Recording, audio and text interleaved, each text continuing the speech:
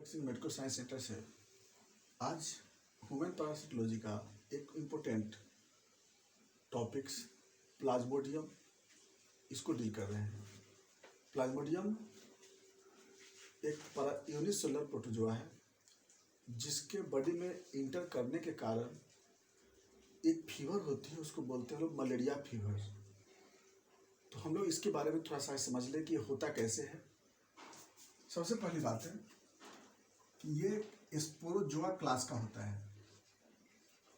Sporozoa क्योंकि इसका locomotive organ तो नहीं होता है, लेकिन इसके इन्फेक्टिव स्टेज से इसको हम लोग स्पोरोजोआ क्लास में पढ़ते हैं। इसका जो होस्ट है इसका जो होस्ट होता है ना, दो होस्ट पूरा होता है, इसलिए इसको डाइजेनेटिक बोलते हैं। डाइजेनेटिक एक है मैन में ए सेक्सुअल लाइफ पूरा होता है यानी सेकेंडरी स्टेज, और दूसरा है मॉस्क्यूटो फीमेल एनाफिलीज मॉस्क्यूटो जिसका कि प्राइमरी होस्ट इसमें होता है। इसको हम लोग सेक्सुअल लाइफ बोलते हैं इसमें लोग। तो सेक्सुअल लाइफ यानी कि दो होस्ट में लाइफ पूरा होता है, मैन एंड मॉस्क्यूटो। मैन में सेकेंडरी होस्ट जिसमें सेक्सुअल, मॉस्क्यूटो में प्राइमरी होस्ट सेक्सुअल लाइफ। इसके बाद इसका जो हैबिटेट है ना, ये मॉस्क्यूटो में कहाँ रहता है? गट में, सलाइवा में, है ना, वो आप लिखते जाएंगे पढ़ेंगे तो। और मैन में आरबीसी या फिर बोन मैरो में वहीं पर रहता है ये। चलिए अब बात आते हैं हम लोग इसके रिप्रोडक्शन। समझ में आ गया कि रिप्रोडक्शन दो तरह का होता है, सेक्सुअल एंड एसेक्सुअल बोथ होता है। प्लाज्मोडियम का जो स्पीसीज है ये 5 वेराइटीज का होता है प्लाज्मोडियम, ठीक है। पहला होता है प्लाज्मोडियम वाइवेक्स, इसको बोलते हैं हम लोग बेनाइन टर्सियन मलेरिया। दूसरा होता है प्लाज्मोडियम फैल्सीपेरम, इसको बोलते हैं हम लोग मेलिग्नेंट टर्सियन मलेरिया। इसका होता है प्लाज्मोडियम मलेरी, इसको बोलते हैं लोग ट्राई टर्सिन मलेरिया, टीटी मलेरिया। इसका होता है प्लाज्मोडियम ओवेल, इसको बोलते हैं कॉसिडियन टर्सिन मलेरिया, क्यूटी मलेरिया, कॉसिडियन टर्सिन मलेरिया। और लास्ट होता है प्लाज्मोडियम नॉलेस्की, इसको अभी नाम ही बोला गया लेकिन इसको सिंपल मलेरिया बोलते हैं। तो 5 वेराइटीज का आपको स्पीसीज मिलता है प्लाज्मोडियम का। अब हम लोग जानते हैं इसका लाइफ साइकिल थोड़ा देखते हैं। सबसे पहला कि प्लाज्मोडियम का जो इन्फेक्टिव स्टेज स्पोरोजॉइट कहते हैं, वो फीमेल एनोफिलीज के सलाइवा में मौजूद रहता है। और ये मॉस्क्यूटो अधिकांशतः 1 बजे से लेकर के शाम 6 बजे तक ही बाइट करती है। ये फीमेल एनोफिलीज है मॉस्क्यूटो। ये ह्यूमन पर्सन हो गया, हेल्दी पर्सन है। यहाँ पे मॉस्क्यूटो है, ये मॉस्क्यूटो का प्रोबोसिस है। जब भी ये बाइट करती है तो बाइट करते समय ये सलाइवा को इजेक्ट करती है बॉडी में, ह्यूमन बॉडी में। क्यों? कि ब्लड कोगुलेट नहीं हो। तो ब्लड के कोगुलेशन से बचाने के लिए, चूंकि ब्लड सक करने में इसको आसानी हो, तो इसलिए यह एंटी कोगुलेंट और वेसोडाइलेटेड सब्सटेंस लिबरेट करती है। तो जिसके कारण ब्लड भी सक कर लेती है ये, और साथ में स्पोरोजॉइट ह्यूमन बॉडी में चला आता है। तो क्या बोले थे हम लोग? Anti coagulant and vasodilator. Anti coagulant जो होता है ब्लड को जमने देता है, वेसोडाइलेटर से ब्लड वेसो डायलेट होता है। आ गया स्पोरोजॉइट। अब यहाँ से स्टेप बाय स्टेप चलते हैं। साइजोगोनिया स्टेज यहाँ से स्टार्ट होगी। स्पोरोजॉइट यहाँ से होने के बाद कहीं पे एक्शन नहीं होता है स्पोरोजॉइट का, क्योंकि स्पोरोजॉइट का साइज बड़ा होता है, इसलिए सीधा कहाँ पहुँचता है ये? इन लीवर में सिर्फ थोड़ी समय के लिए जाता है। लीवर में इसका लाइफ ज़्यादा देर का पूरा नहीं होता है, बस थोड़ा सा स्टेज है, उसके बाद प्लाज्मोडियम लीवर से निकल जाता है कम्प्लीटली। याद रखिएगा। लीवर में क्यों जाता है?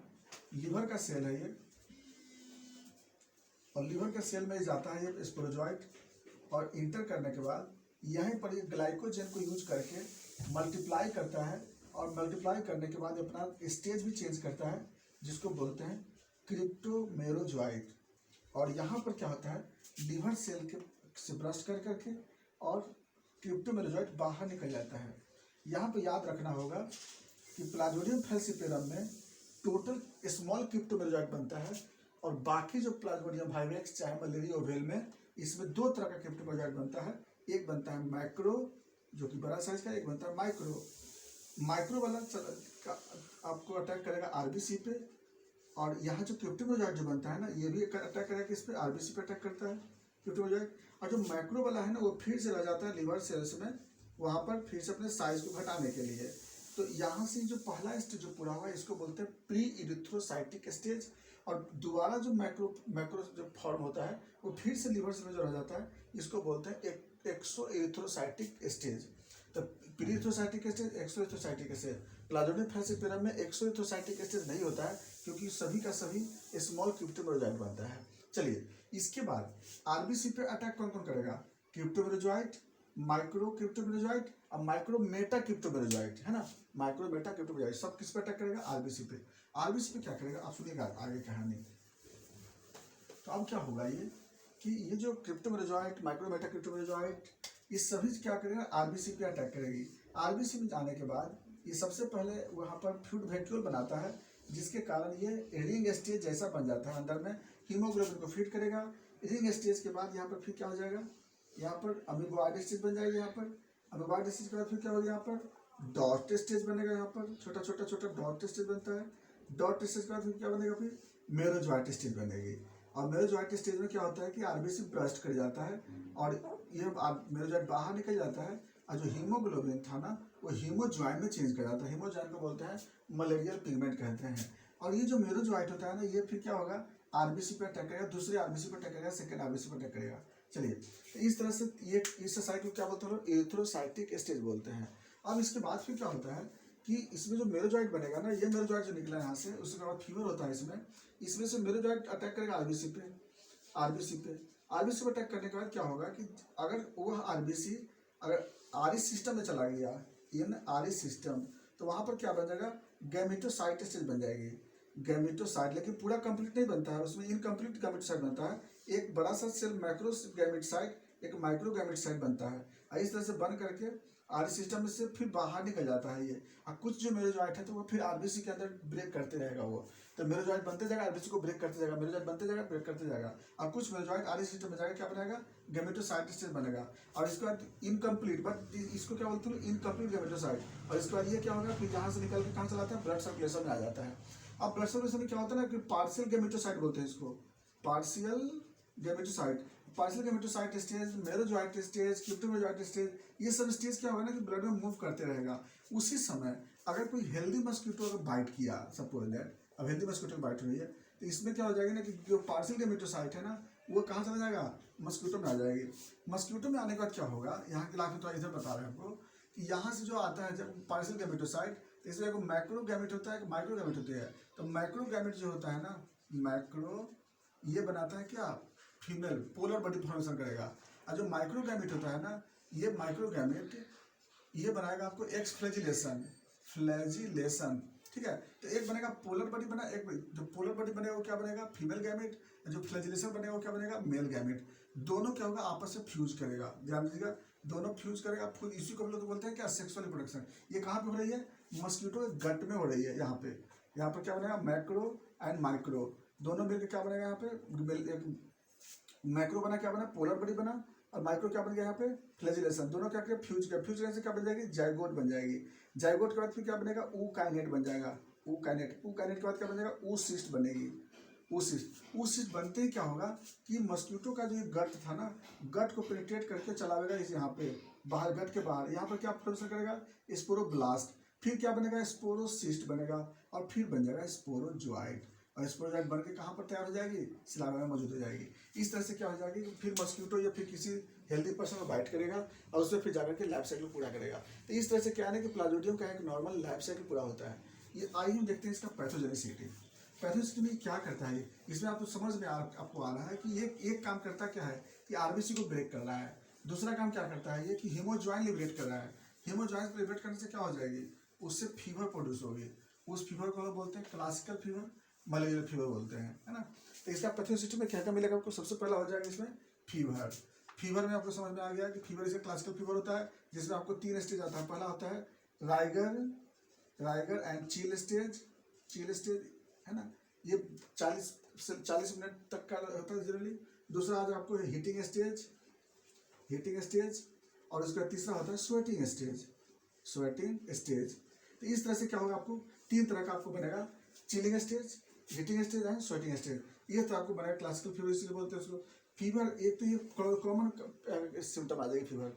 दूसरा क्या हो जाएगी, हेडेक, वीकनेस, एनोरेक्सिया, है ना। इसके बाद क्या हो जाएगी, हेमोलाइसिस होने के कारण क्या हो जाएगा, इस पेशेंट को एनीमिया होगा, जॉन्डिस भी होगा इस पेशेंट को, है ना। तो एनीमिया भी हो सकता है पेशेंट को, जॉन्डिस भी हो सकता है। इसके बाद वेट लॉस होते चला जाएगा पेशेंट का।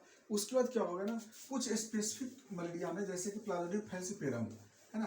प्लाज्मोडियम फैल्सिपेरम में कुछ क्या होता है कि वो उस जिस आरबीसी में अटैक करता है ना प्लाज्मोडियम फैल्सिपेरम, उस आरबीसी से एक प्रोटीन बनाता है, उसका नाम है PFEAP, Plasmodium falciparum endothelial adhesive protein. ये क्या होता है ना कि ये आरबीसी के सरफेस पर अटैच कर जाता है और आरबीसी को क्या करता है, स्टिकी बना देता है। स्टिकी बनाने से क्या होता है कि ये कैपिलरी को ब्लॉक कर देता है, कैपिलरी को क्या करेगा, ब्लॉक करेगा। इससे क्या प्रोड्यूस करेगा, इम्बोलिज्म। ये खास से कहाँ प्रोड्यूस करता है, ब्रेन में, है ना, ब्रेन के अंदर प्रोड्यूस करेगा। इसलिए हम लोग प्लाज्मोडियम फैल्सिपेरम क्या बोलते हैं लोग, सेरेब्रल मलेरिया कहते हैं। प्लाज्मोडियम फैल्सिपेरम में कैरेक्टर ऐसा होता है कि वो क्या करता है, जिस आरबीसी में अटैक करता है उस आरबीसी से ये PFEAP प्रोटीन बनाता है, वह स्टिकी हो जाता है। स्टिकी होने के कारण वो किसी भी कैपिलरी को ब्लॉक कर देता है, स्पेशल ब्रेन को। इसकी वजह से इसको क्या बोलते हैं लोग, सेरेब्रल मलेरिया कहते हैं। दूसरा क्या होता है कि ये जो प्रोटीन है जो यूरिन से पास करता है, पास थ्रू यूरिन, इसकी वजह से क्या होता है, यूरिन का कलर कैसा प्रोड्यूस कर देगा, ब्लैक हो जाता है। तो इसकी वजह से इसको क्या बोलते हैं लोग, ब्लैक वाटर फीवर कहते हैं, ब्लैक वाटर फीवर कहते हैं। ब्लैक फीवर बताए थे, कालाजार को बोलते हैं, ब्लैक वाटर फीवर बोलते हैं प्लाज्मोडियम फैल्सिपेरम को, क्योंकि ये प्रोटीन जब पास करता है यूरिन से तो उसकी वजह से यूरिन का कलर कैसा हो जाएगा, काला हो जाता है, ब्लैक हो जाता है। इस तरह से क्या होता है कि जिस आरबीसी को अटैक करता है ना,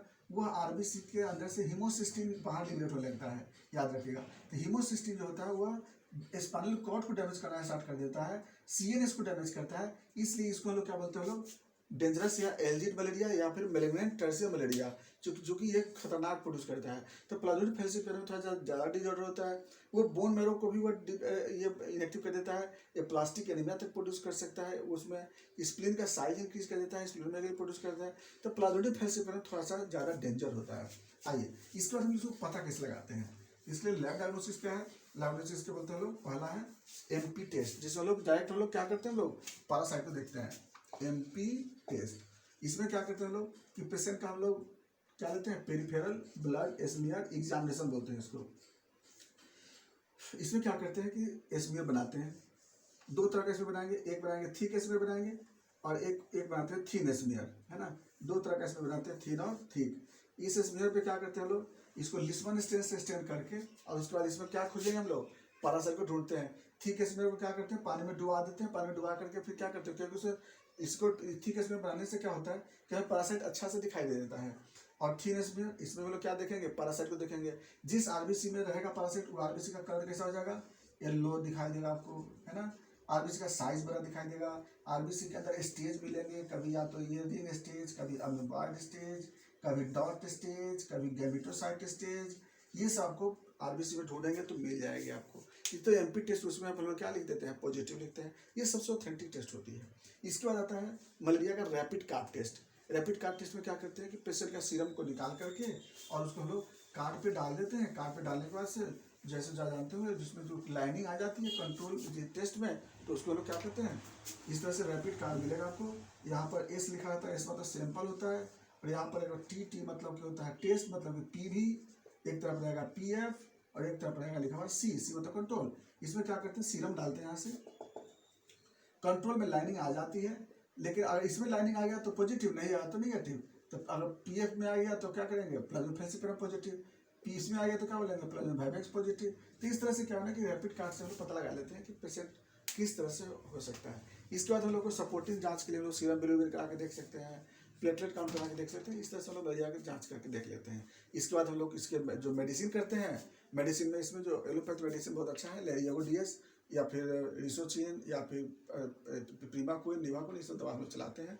और इसमें सबसे बड़ी चीज़ होता है मैनेजमेंट लोग क्या करते हैं, सबसे पहले मस्कीटो को रिपेयरिंग करते हैं, और जो पेशेंट सफर होता है उसको लोग क्वारंटाइन कर देते हैं। इस तरह से मेरा पूरा प्लाज्मोडियम का लाइफ साइकिल है। अगर कहीं पर दिक्कत होगा तो कमेंट्स में आप दे सकते हैं।